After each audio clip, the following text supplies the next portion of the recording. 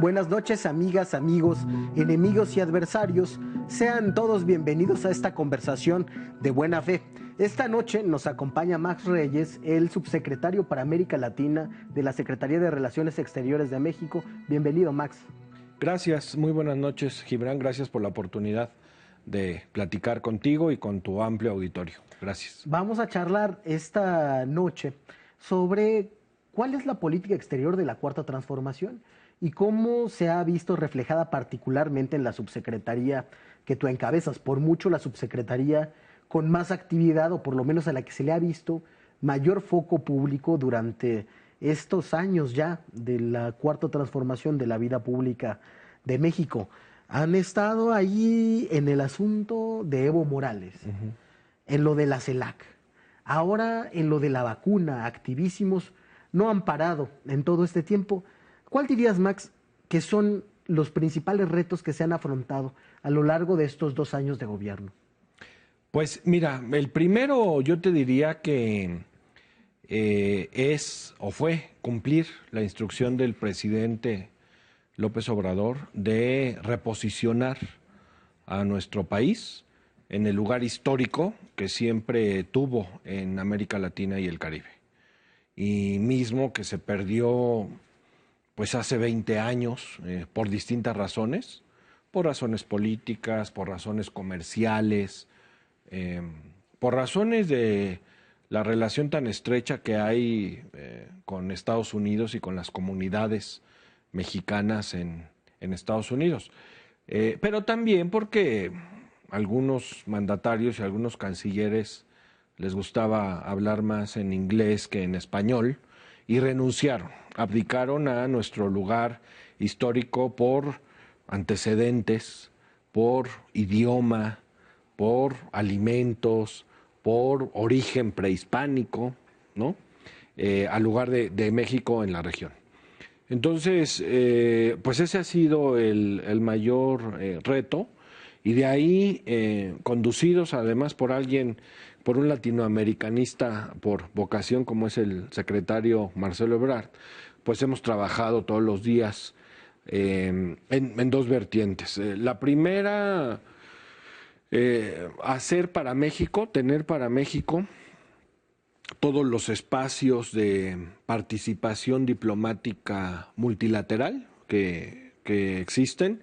Y la segunda, fortalecer de una manera muy real, muy efectiva, nuestras relaciones diplomáticas bilaterales, o sea, país con país. En eso es en lo que hemos estado. El primer gran reto que tuvimos, no sé si recuerdes, fue cuando nos salimos del Grupo de Lima, claro, o al menos anunciamos que le poníamos una pausa a la participación de México en el Grupo de Lima, que eso rompió con lo que traían los gobiernos previos en la posición de México hacia Venezuela. Para nuestra audiencia, el Grupo de Lima fue una agregación de burocracias, de gobiernos de algunos países que se unió para presionar a Venezuela a transitar por caminos distintos a los que los venezolanos habían elegido, y México dijo, ahí no intervengo. Sí, basados fundamentalmente en nuestros principios constitucionales de política exterior, especialmente en la no intervención, que fue lo que propusimos desde ese momento. Y en el Grupo de Lima, pues sí había tentaciones intervencionistas de hermanos latinoamericanos contra un hermano latinoamericano como Venezuela muy fuertes. Al final el tiempo nos ha dado la razón, porque primero, pues los problemas de cada país los tienen que resolver los ciudadanos, el pueblo de cada país. Segundo, tiene que ser de manera pacífica. Y tercero, pues todos estos intentos injerencistas no fructificaron en absolutamente nada en arreglar los retos de Venezuela que desde ese momento, ¿no? Después vino el asunto migratorio, lo deberás recordar también, en donde el señor presidente le encarga al canciller Ebrard encabezar una comisión amplia en su gobierno coordinar a las distintas instituciones que tenían que ver con este tema, fundamentalmente para poner un freno a las caravanas de migrantes centroamericanos. ¿Y por qué digo poner un freno a las caravanas? No a la migración, sino a las caravanas. Porque las caravanas se han convertido en un mecanismo ilegal e irregular, coordinado, promovido, liderado por los traficantes de personas, por los polleros, como se les dice comúnmente, para obtener una gran cantidad de recursos de los ciudadanos, sobre todo hondureños, guatemaltecos, salvadoreños y mexicanos también, en la oferta de cruzarlos hacia Estados Unidos. Llegan a pagar, imagínate, hasta $5,000 por persona en un viaje de San Pedro Sula, en el norte de Honduras, hasta la frontera México-norteamericana. Y estamos hablando de números de 1,000 personas, de 2,000 personas, de 3,000 personas, que protegidos por la congregación social humana, pretenden cruzar las fronteras, no solamente la mexicana, sino también la hondureña, guatemalteca y la mexicana norteamericana, de manera ilegal, sin presentar ningún solo documento, vaya, ni siquiera ninguna identificación, ¿no? En lo que es un verdadero estado de excepción, porque hasta cuando los presidentes viajan a una cumbre, tienen que presentar su pasaporte, ¿no? Entonces, ¿por qué el resto de las personas no? Y para los migrantes que ya se encontraban en tránsito en nuestro país, el presidente siempre nos ha instruido pues garantizar su seguridad, su integridad y la observancia de sus derechos humanos, ¿no? Porque él ha sido muy enfático en que no queremos, nadie quiere que nos pase algo similar a lo que pasó en San Fernando, Tamaulipas, deberás recordar, hace un par de sexenios. Vino eso. Hay quienes han acusado en ese tema un cierto talante antiinmigrante del gobierno del presidente López Obrador. Han dicho que nos hemos convertido de facto en el muro y una serie de, yo diría, despropósitos que intentan desvirtuar la acción que este gobierno ha llevado a cabo. ¿Qué les podemos decir a ellos? ¿Cómo se concilia el respeto a los derechos humanos, el reconocimiento de la movilidad humana que está reconfigurando permanentemente las demografías del orbe, y una política de Estado que controle también sus fronteras? ¿Hay un punto medio posible entre esas cosas? Mira, lo primero que te diría es que pues los detractores de este gobierno van a utilizar cualquier cosa y a cuestionar, en la mayoría de los casos con una gran ignorancia, cualquier acción que hagamos. Lo segundo es que pues los hechos ahí están, ¿no? Y te voy a poner 2 o 3 ejemplos, si me permites. Invertimos en remodelar y reacondicionar la mayoría de las estaciones migratorias de la frontera sur de México.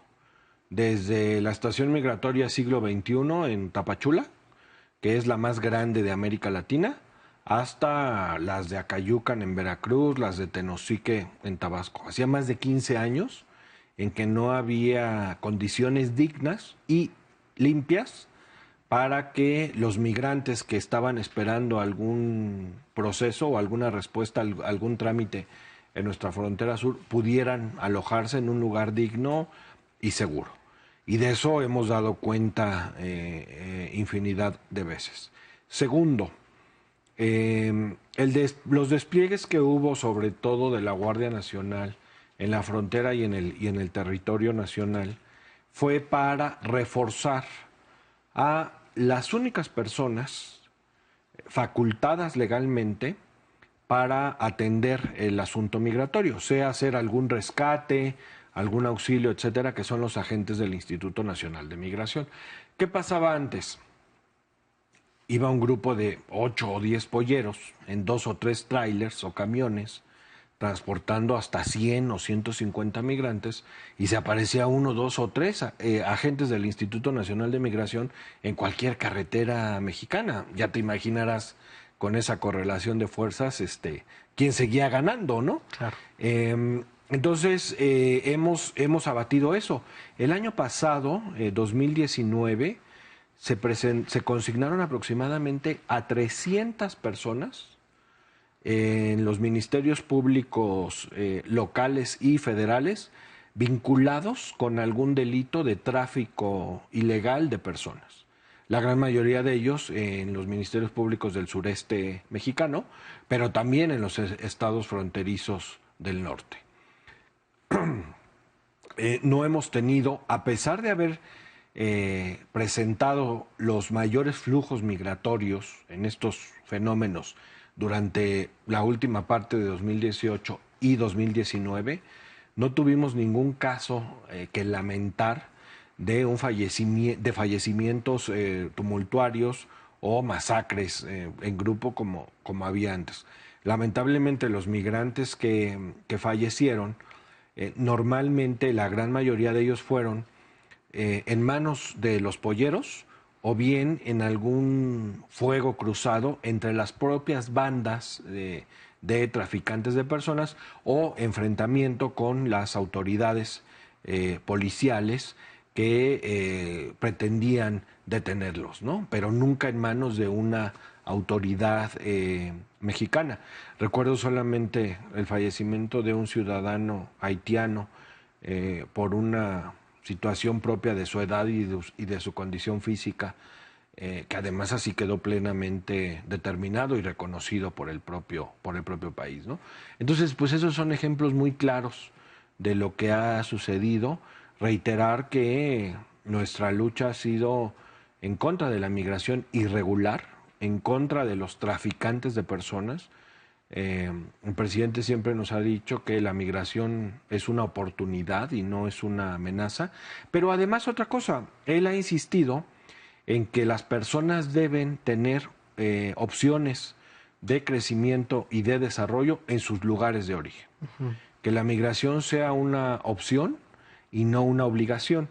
Y por eso implementamos el Plan de Desarrollo Integral, que consiste en que a través de los programas sociales de este gobierno y por medio de la Agencia Mexicana de Cooperación Internacional para el Desarrollo, que existe hace muchos años, se puedan implementar dichos programas en los principales municipios expulsores de migrantes en El Salvador, Honduras y en Guatemala. ¿Lo que se ha conocido como Plan Centroamérica?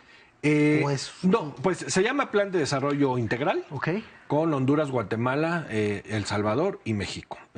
Así, además lo hemos trabajado multilateralmente con los tres países desde antes de que el presidente López Obrador tomara posesión. Y ya da frutos. Por ejemplo, en este último intento de caravana que no llegó a México, que se disolvió en Guatemala, de 3,000 personas había menos de 100 salvadoreños. Ahí fue donde empezamos a implementar el programa, los programas de Sembrando Vidas y Jóvenes Construyendo el Futuro en los municipios de El Salvador, que ya teníamos identificados como principales expulsores de migrantes. Entonces, pues da resultado, ¿no? Estamos logrando que la gente tenga la expectativa y la esperanza de quedarse a intentar nuevamente construir una historia propia. Y ahí se expuso en su momento también el plan de generar algunos polos de desarrollo que permitieran que hubiera una inclusión, por decirlo así, de los circuitos centroamericanos, de la vida que se hace y de la integración que hay en América del Norte. ¿Cómo va avanzando eso? Pues mira, hay muchas acciones que se nos quedaron detenidas porque pues llegó la pandemia y entonces sucedieron dos cosas. Primero, la necesidad de canalizar una gran cantidad de recursos a la atención sanitaria y de salud de la pandemia en los 4 países. Y segundo, pues se cerraron completamente las fronteras, ¿no? Incluso para los viajes diplomáticos o para los viajes de los funcionarios para ir aterrizando. Todo esto los tuvimos que suspender durante todo el año 2020. Entonces, eso está pendiente.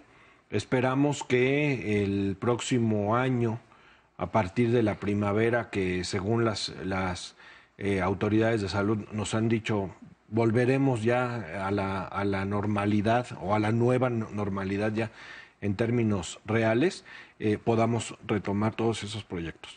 Había una cierta desazón en varios medios de comunicación cuando el presidente de El Salvador detuvo la entrada de un vuelo que porque iba gente contagiada de COVID y cosas así por el estilo.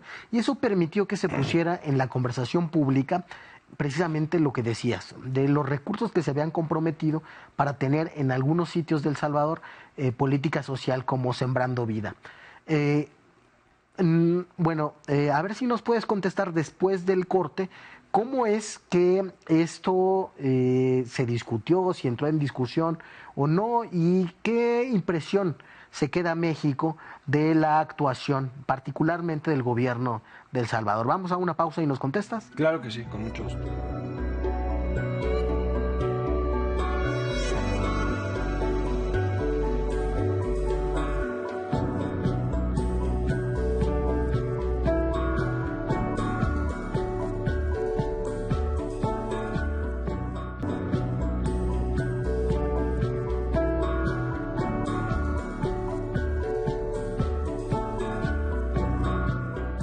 Muchas gracias por seguir con nosotros. Seguimos conversando de buena fe esta noche con Max Reyes, el subsecretario para América Latina de la Secretaría de Relaciones Exteriores. Te preguntaba, Max, hubo a inicios, no sé si propiamente del confinamiento, pero sí de la agitación de la política internacional por la pandemia, una serie de tweets del presidente Bukele y algún revuelo que se causó en los medios de comunicación, donde se decía, México coopera internacionalmente y coopera particularmente con algunos países como El Salvador, y el presidente de El Salvador no muestra una reacción, digamos, de la misma solidaridad o hermandad con la que se conduce la política exterior mexicana. ¿Cómo va esa relación? ¿Se recompuso después de esa agitación del vínculo que se dio por ese reclamo? ¿Cómo va funcionando y cómo se auditan, sobre todo, los recursos mexicanos que se invierten en otros países como el propio Salvador? Bueno, ese caso fue de unos ciudadanos salvadoreños que venían de Estados Unidos y hacían escala en la Ciudad de México. Entonces alguien por ahí se confundió, se alarmó con la información. Y ya no les permitieron subir al avión de la Ciudad de México a San Salvador, supuestamente porque estaban contagiados por COVID. Nosotros les hicimos 2 pruebas, la prueba rápida, la revisión de síntomas que se hacía a todos los pasajeros que cruzaban por el Aeropuerto Internacional de la Ciudad de México, porque recordarás que pues México no cerró sus espacios aéreos, lo cual fue un alivio para muchos connacionales mexicanos que pudieron regresar y para muchos extranjeros, especialmente latinoamericanos, más de 13,000 que también pudieron regresar a sus países de origen porque se habían quedado varados por la pandemia. Y luego pues les hicimos la prueba PCR y siempre dieron negativo. Yo te diría que ni siquiera llegó a incidente, ¿no? Fue ahí una confusión. El presidente Bukele es una persona muy seguida en las redes sociales, especialmente en Twitter. Y pues eso, tú sabes perfecto que siempre sobredimensiona cualquier hecho. No está lastimada para nada la relación. La aplicación de los programas no se suspendió. Te digo, no llegó ni a incidente, no fue una confusión. Creo que a la semana estos ciudadanos salvadoreños ya tomaron el avión y llegaron a sus hogares. Entendible además, porque pues esto es una cosa nueva, ¿no? Es una cosa inédita. Y además, para varios gobiernos, como incluso el nuestro y el del presidente Bukele también, pues no tenían ni un año o apenas estaban cumpliendo un año y meses de haber asumido el cargo, y pues se viene el tema de la pandemia, que es un tema verdaderamente fuerte, ¿no? Es un reto enorme y que muchas autoridades no habían enfrentado algo similar. En el caso mexicano, el único funcionario actual de alto nivel que había enfrentado un tema similar justamente es el canciller Ebrard cuando fue jefe de gobierno, y le tocó a él la influenza. Tú eras muy joven, y yo creo que ni habías nacido, pero no, sí, ya estaba en la universidad, de hecho. Pero, bueno, eras muy joven, o eras más joven. Pero pues sí es un reto enorme, ¿no? Mira, los recursos los audita la Auditoría Superior de la Federación. Es menester recalcar que son recursos de cooperación internacional. O sea, México... Ya estaban destinados para eso. Completamente. México, al formar parte pues, del Concierto Mundial de Naciones, tiene que cumplir ciertos compromisos internacionales y al ser un país de renta media, debe destinar ciertos recursos para acciones de cooperación. Así como México recibe también recursos por el concepto de cooperación de países desarrollados como Alemania, como Japón, como China, como el propio Estados Unidos, como Francia, como Italia.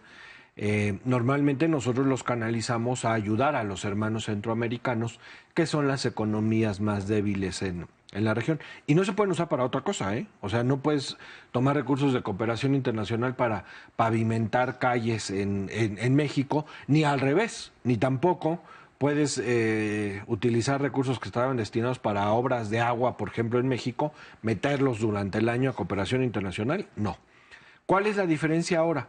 Que por indicación del señor presidente y del señor canciller, esos recursos se han destinado a atender el fenómeno migratorio.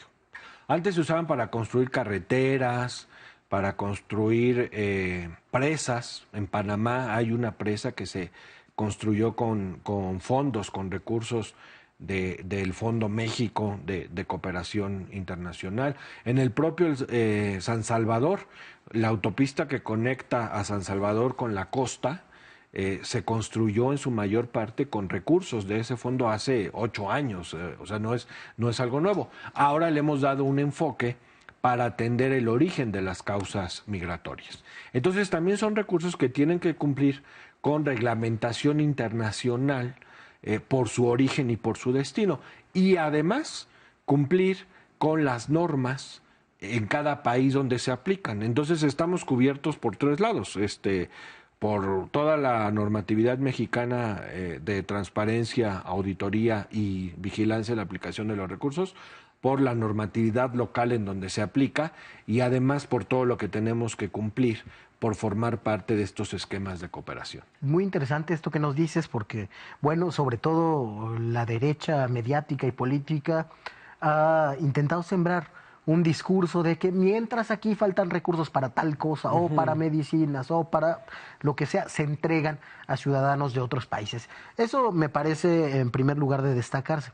Y en segundo lugar, cómo también puede haber una reorientación de los recursos en política exterior, que algo que resulta muy lejano para muchas personas, muchas veces, para que no se apliquen ahora arriba en cosas que impliquen recursos por contratos muy grandes, como decías, una presa, carreteras, claro, que implican relaciones con constructores, digamos, política de arriba y política social de abajo. O sea, que en este ámbito hay también un cambio que es muy, muy interesante. Más que atender gobiernos de otros países, se plantea atender al pueblo también directamente en otros países. Ahora me gustaría tocar otro tema en el que he leído algunas de tus columnas, por ejemplo, y me parece que se encierra, no sé si una contradicción o más bien una paradoja.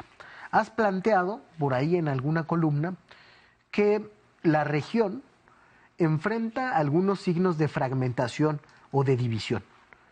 Y por otra parte, el esfuerzo mexicano en la CELAC, a ver si le puedes explicar ahora a nuestro público qué es CELAC, tiene un llamado o comporta un llamado a realizar la unidad latinoamericana, la unidad de la región. ¿Cómo se concilia o cómo dialogan estas condiciones de fragmentación y de división que muy bien observas con la posibilidad de generar esa unidad en CELAC o en otras instancias multilaterales? Sí, muchas gracias y muy interesante la pregunta. Mira, la CELAC es la Comisión de Estados Latinoamericanos y Caribeños. Es el único organismo multilateral que agrupa solamente a los países latinoamericanos y caribeños, es decir, no están ni Canadá ni Estados Unidos. Y lo que buscamos es que sea el órgano de cooperación internacional por definición en la región. Que la OEA se dedique a las cuestiones políticas, que además pues, muy desgastada en estos momentos, que el Banco Interamericano de Desarrollo se dedique a las cuestiones financieras y crediticias, y que los acuerdos regionales, el entendimiento regional en temas de cooperación sea el nicho, el espacio natural, la CELAC. A inicios de este año, 2020, el 8 de enero para ser concreto, México pues fue votado aquí en la Ciudad de México por todos los países presentes. Fue la primera reunión de cancilleres o ministros que se realizaba en el hemisferio desde hace mucho tiempo, porque los cambios de ideología en los gobiernos en algunos países grandes de la región efectivamente fueron construyendo una región fragmentada, ¿no? Ahí está Brasil, la propia Argentina de hace 5 años y de ahora, Ecuador, Bolivia, Chile, por mencionarte los casos más emblemáticos, fueron alineando hacia un lado de la geometría política y dejar a algunos países y dejando a otros en otro lado. Entonces había esa fragmentación. Pero mira, el discurso de México fue, a ver, los huracanes no distinguen nacionalidad, ni si tu gobierno es de derecha o de izquierda. La migración, que en el caso de la migración centroamericana a Estados Unidos, tampoco reconoce si el gobierno de Honduras es del mismo signo político que el gobierno de México, ¿no? Y en el caso de Sudamérica, la migración que se da ya regionalmente pasa exactamente lo mismo. Las consecuencias del cambio climático en la Amazonia no afectan solamente al gobierno del presidente fulano de tal por ser de derecha o de izquierda, ¿no? Afectan a toda la selva, a la Amazonia peruana, colombiana, brasileña, la parte que tiene Paraguay también, sin distinguir ni frontera ni color político. Entonces hicimos una agenda de 10 puntos con estos temas o estos retos comunes en donde era necesario ponernos de acuerdo, incluso aplicar recursos y si no había recursos, al menos establecer lineamientos comunes para conseguir esos fondos y materializarlo en acciones de beneficio para toda la región o para los países que tuvieran esos problemas en ese momento. Y así fue que logramos generar ese consenso. Primero para que pues México fuera depositario de la confianza y ocupara la presidencia pro tempore de CELAC. Segundo, para aprobar nuestro plan de trabajo, que además estuvo consensado con todos. Tercero, para echarlo a andar. Se nos atravesó el COVID y entonces tuvimos que modificar un poco ese plan de trabajo, porque, por ejemplo, traíamos ahí una idea de hacer una política común de atracción turística. Pero pues el turismo está detenido por el COVID, ¿no? Entonces tuvimos que modificar eso. Nada menos ahora, hace 2 semanas, 3 semanas, el canciller Ebrard y el canciller de Argentina fueron los primeros firmantes en una carta de intención política para crear la Agencia Espacial Latinoamericana, cuyo propósito fundamental es poner un satélite en órbita que solamente, un satélite latinoamericano, que solamente atienda temas, especialmente de cambio climático, en América Latina y el Caribe. Entonces, pues eso es un resultado importante, ¿no? Ahora estamos en la búsqueda de los fondos, ya hay algunos, y pues la idea es echarlo al espacio lo más pronto posible. Ojalá lo logremos el próximo año. Ya incluso la Agencia Espacial Mexicana tiene los planos de lo que de lo que sería. Creamos una red de virólogos expertos de 14 países de la región con el propósito de analizar precisamente, y eso, fíjate, fue uno de los planes iniciales aprobados el 8 de enero, que entró en vigencia muy rápido por el tema de la pandemia, ¿no? Con el propósito de analizar las características, las implicaciones, los impactos, las consecuencias de todo este tipo de enfermedades, especialmente en América Latina y el Caribe. Entonces, pues yo te diría que los problemas o los retos que compartimos los países latinoamericanos y caribeños no reconocen fronteras. A partir de ahí hay puntos comunes y entonces hay que ponernos de acuerdo. Seamos vecinos geográficos o no.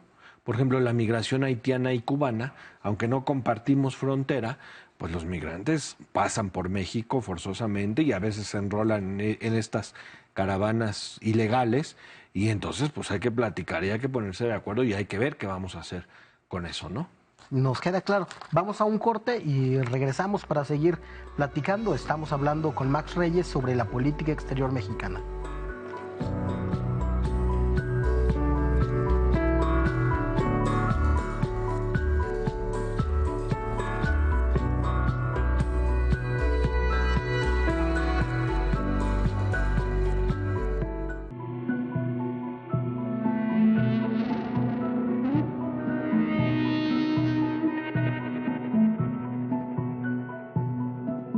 Qué bueno que sigue con nosotros.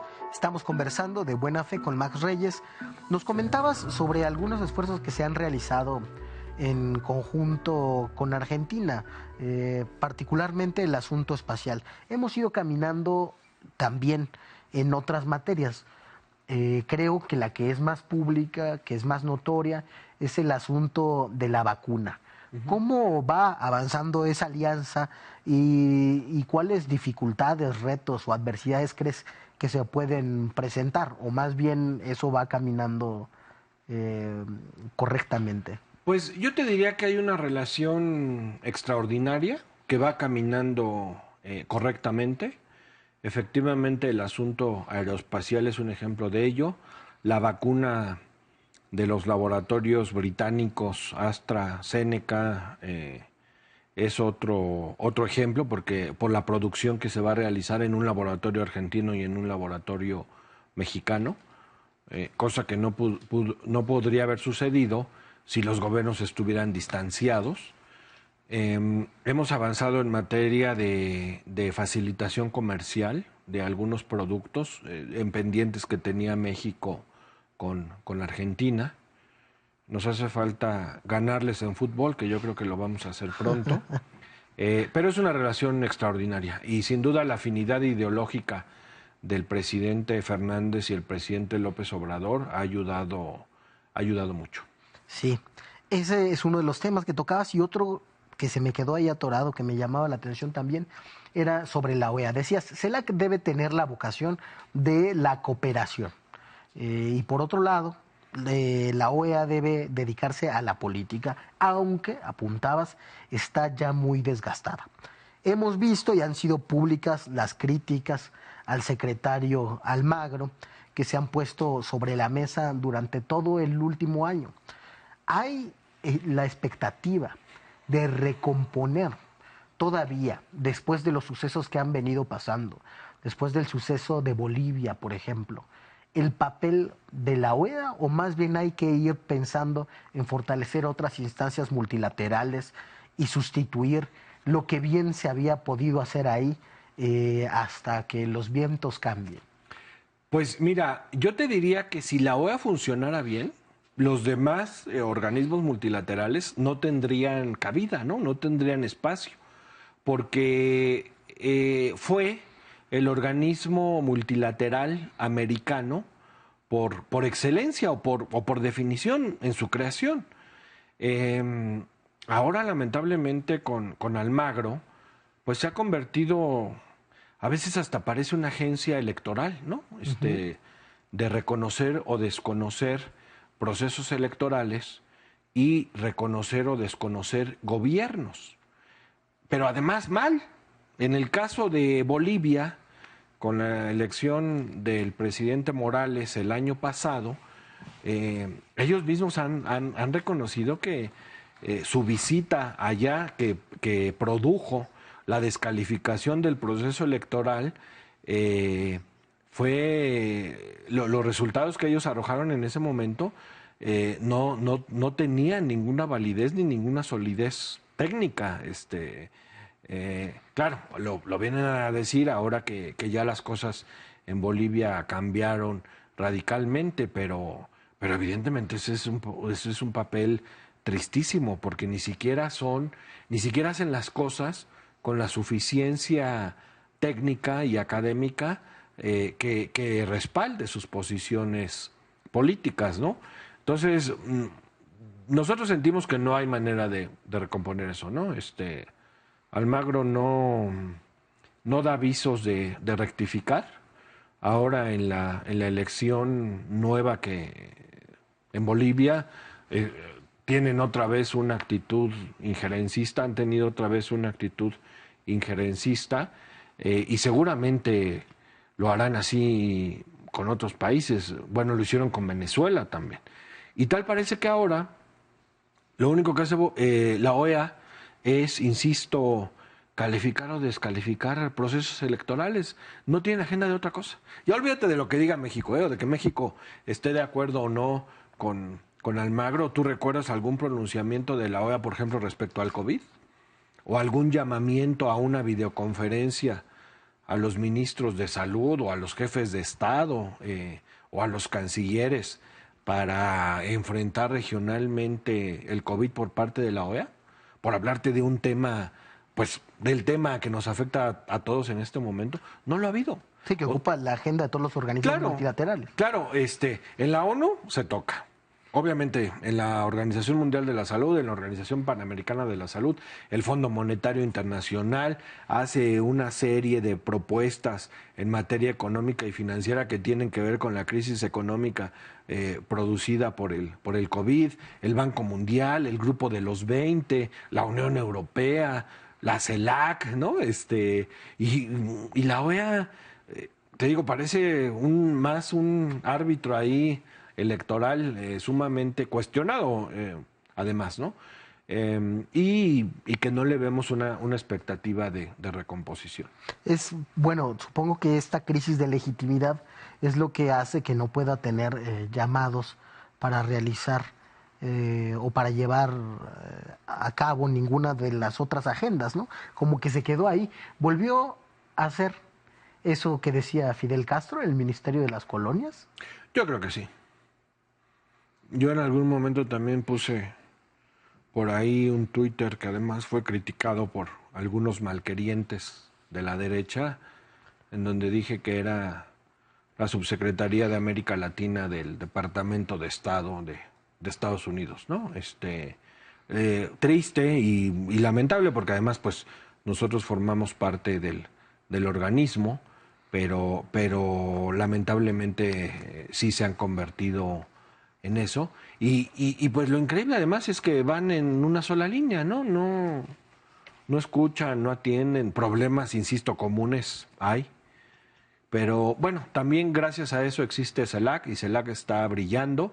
Y además, pues México fue reelecto por unanimidad para seguir ocupando la presidencia pro tempore en 2021. Esperemos que la pandemia pase rápido o a principios de 2021 y nos permita materializar el resto de la agenda que tenemos. Ya para ir cerrando, uno de los otros temas que mencionabas y que se me quedó ahí dando vueltas, decías quizá a los secretarios de Relaciones Exteriores antes les gustaba más hablar en otro idioma, y es cierto, cómo se delineó el perfil de la Secretaría de Relaciones Exteriores, digamos, incluso ocupándola a alguien como Meade, cuya especialidad es en otros asuntos, seguramente porque veían a la Secretaría como un asunto principalmente de negocios.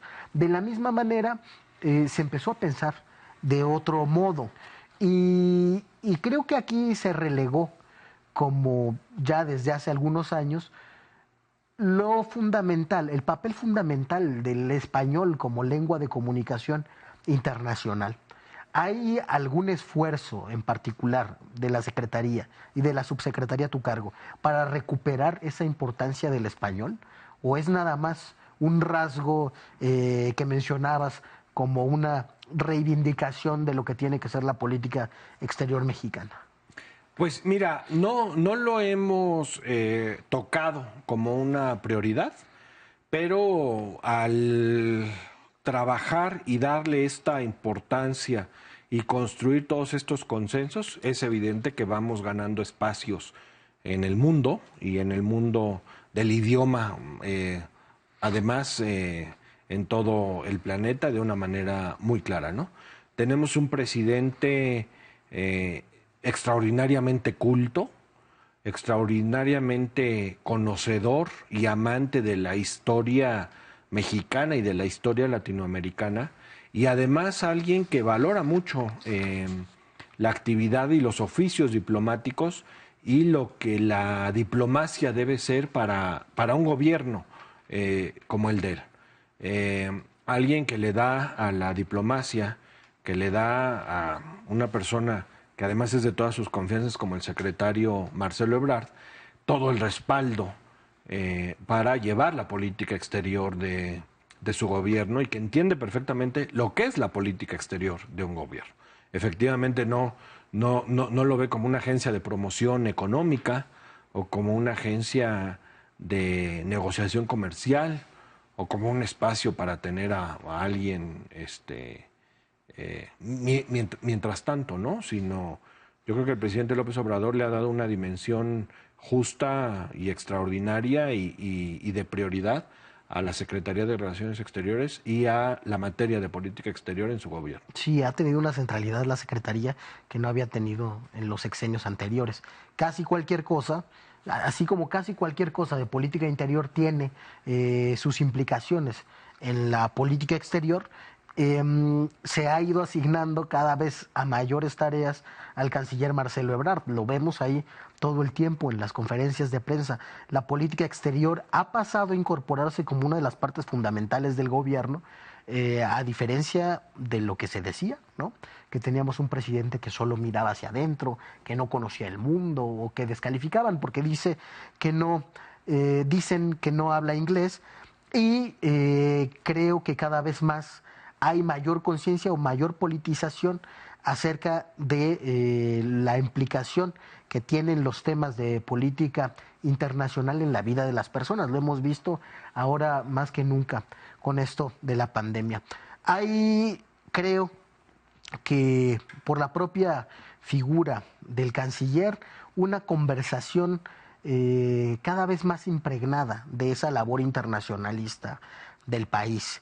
Y hemos tenido primeras planas de política exterior como no se tenían hace mucho tiempo.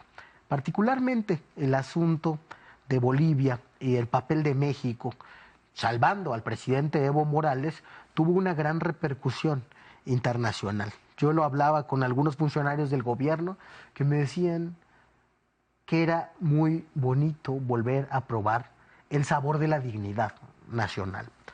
Ese y otros temas que creo que han ido delineando esta nueva política exterior. Sin embargo, es una política exterior que se ha teorizado poco, cuyos límites y ejes centrales no se han puesto casi sobre el papel. Digo, están desde luego los documentos protocolarios, etcétera. Pero, ¿cómo definirías tú esos ejes y esos lindes de esta nueva política que vemos que se nos viene presentando como una sucesión de episodios que nos dejan ver algunas cosas? Pero, ¿cómo la resumirías tú? ¿De qué se trata esta nueva política exterior? Pues mira, se trata de recuperar el papel y el lugar de México en el mundo y especialmente en América. Tanto en América del Norte, el trato con el gobierno de Estados Unidos es un trato extraordinariamente respetuoso, no es algo que yo lo diga, es algo que es público, que sorprende además a propios y extraños, dada la personalidad del presidente Trump, que además contrasta mucho las faltas de respeto que inclusive recibía el anterior presidente de México. Y por supuesto que reivindicar los hechos históricos que tuvo o que tiene nuestro país y reivindicar el lugar en la historia de nuestro país en relación con Europa y con los imperios de la conquista de hace 500 años. Y sobre todo, yo sí creo, y en ese sentido me siento muy honrado de encabezar estos esfuerzos, recuperar el papel de liderazgo de México en América Latina y en el Caribe. Muchas gracias, Max. Muchas gracias a ti.